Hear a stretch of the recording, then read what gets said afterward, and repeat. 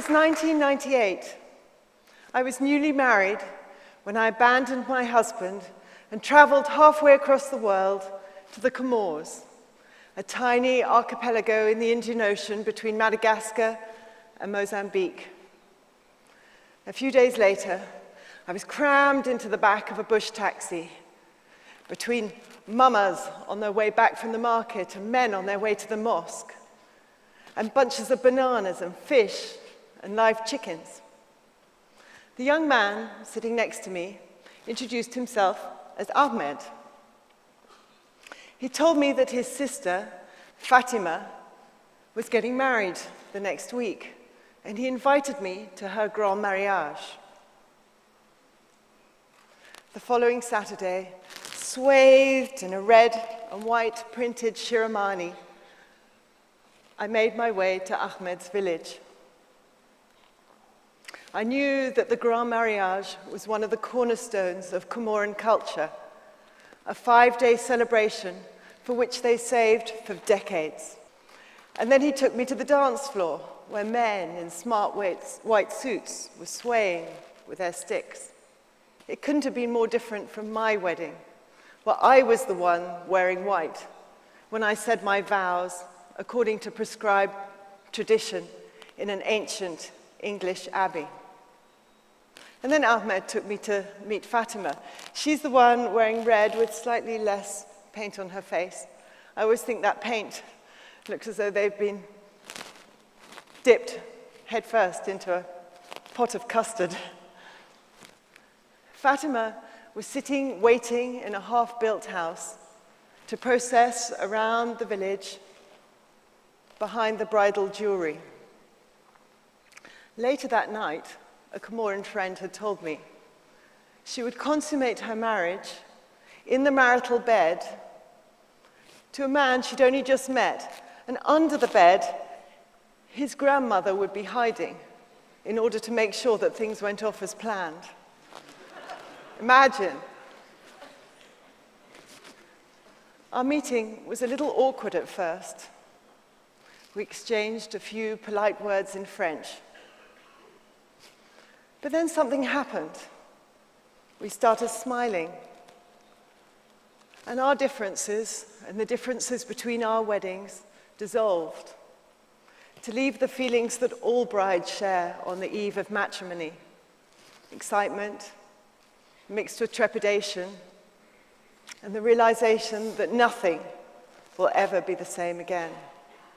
I returned to my husband. We're living in different countries at the time of conception, so I don't think there was anyone under our bed. 10 years later, we took our children to live for 3 months in a small village in northern Kenya. Our home was a small cottage tucked away down a long, dusty, red sand track. From the garden, we could see Mount Kenya leaning over us like a giant protecting angel. Our friends had told us we were crazy to go there. It was a time of unrest in Kenya. Our children were 3 and 5. What about the malaria? What about the tribal murders? What about the wild animals? Although this was something I'd longed to do, something I'd vowed to do from long before I became a parent, now that I was one, I was scared. Scared that we'd be putting innocence in the firing line in order to scratch our own itch for adventure. We were the only Mzungus, white people, in the village. And initially there was a bit of wariness, but as time went on, we became part of their lives. As part of the deal for letting our kids miss school, we'd promised their head teacher that we would send them to the local school. And so on our second week there, we walked down the dusty red sand track to Ngari and Dari Primary School. Our kids were understandably a little nervous. We settled them into their classroom. I think you can see them on the right. It was a dark room with bars over the glassless windows. And we left them there with a picnic of a sandwich and a cookie. We returned in the afternoon to collect them. And my daughter's just there with a yellow t-shirt. And they seemed fine, though their picnic lunch was untouched. All the other kids got this porridge, Alfie told me. We tried it, but it was disgusting. Inside the same bag, I found their shoes. Many of the children at Ngari and Dari school had no shoes, and our children had taken theirs off in order to be like their classmates. And then, despite having feet totally unsuited to walking on hot sand and rocks, despite learning that the only toy those children had was a football made of elastic bands, despite vowing never to taste that disgusting porridge again, Alfie turned to me and said, "Why can't I be brown?" It seems that empathy comes naturally to the young. They returned to their school in England with renewed vigor, and to this day they are the bravest and most cheerful of travelers. Now, those two stories aren't just travelers' tales. They show the power of travel, to connect, to see the world through another person's eyes, to find commonality in an increasingly divided world. We all have been traveling for as long as we've been human, longer. There are few remaining parts of this planet where mankind and womankind has yet to set foot. And we've settled and tamed our world. And as time has passed, we've grown apart, developed disparate customs and traditions, different ways of seeing and being. We are naturally tribal. Fear of outsiders can be measured in the bloodshed of millennia. Part of that fear comes from misinformation. Our enemies are painted as baby-eating ogres. But in this time of globalization and technology, that sort of propaganda should be more difficult. So why is that fear increasing? The media are always looking for the exotic, the unexpected, the different. Television is about entertainment and the drama of the extreme. And politics is about fear. But we don't have to believe it. And maybe we can change it.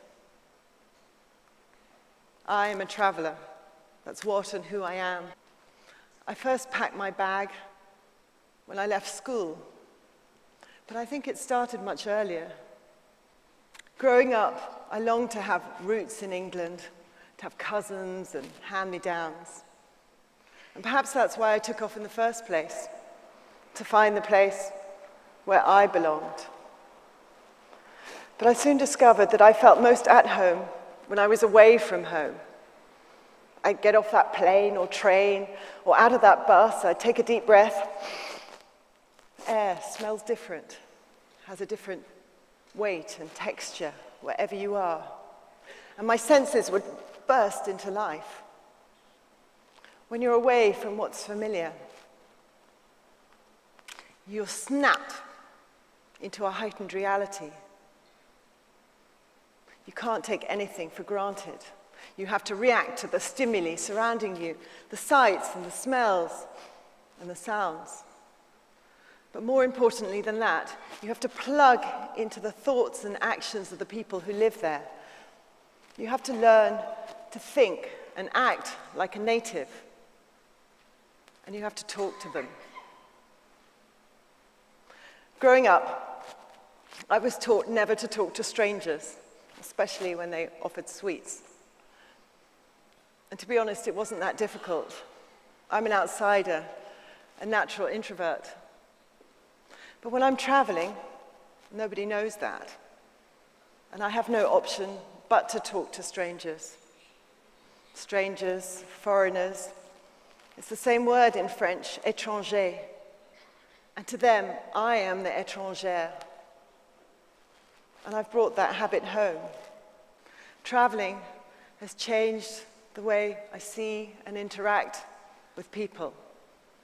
It has made me, I hope, a braver, a better, a more empathetic person. And yet, we're doing it less and less. Paradoxically, as the world has opened up to us, we've closed ourselves off to what it has to offer. We've stopped traveling and we've started holidaying. We do this to give ourselves a break, to reward ourselves for working hard. Often we're crossing the globe in order to get away. But mostly what we're getting away from is just weather, in the case of us Brits anyway, and boring food. These days, most of us, when we go on holiday, we stay in hotels that are part of a chain. The only local people we meet are cleaning our rooms or serving us or looking out for our tips. We walk around with our heads wired into technology, using it to choose where we go, what we do, what we eat. And it's not just the media that's telling us that we're different, that's filling us with fear. The travel industry repackages the exotic as safe and predictable. It offers tours on air-conditioned buses to visit remote tribes, or brings camels into hotel compounds to make us feel that we've experienced something different. The implication is that if we leave culture as it is, raw, personal, authentic, then it's too dangerous. But it isn't. Raw, personal, authentic is what we need.